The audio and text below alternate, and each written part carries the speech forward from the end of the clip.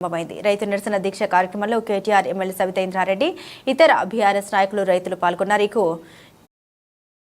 కాటి రుణమాఫీ విషయంలో సీఎం రేవంత్ రెడ్డి చేసిన పాపం ప్రజలకు తాకకుండా పరిహారం అవ్వాలని యాదాద్రి లక్ష్మీ నరసింహస్వామి వారిని దర్శించుకున్నారు మాజీ మంత్రి హరీష్ రావు, బీఆర్ఎస్ ప్రజా ప్రతినిధుల బృందం.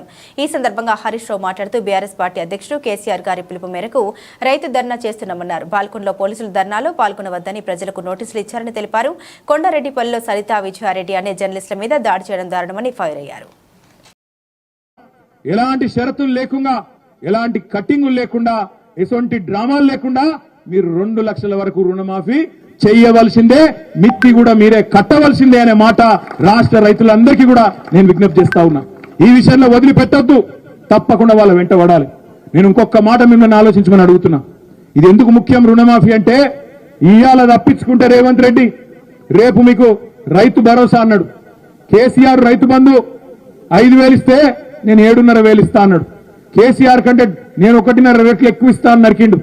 ఇవాళ తప్పించుకున్నాడు అనుకో, ఇవాళ కట్టింగులు పెట్టిండనుకో రుణమాఫీలా, రేపు మీ రైతు బంధులో కూడా ఇదే కట్టింగులు పెడతాడు, ఇదే రకంగా కోసేస్తాడు. రైతు బంధు మీకు రాకుండా చేస్తాడు.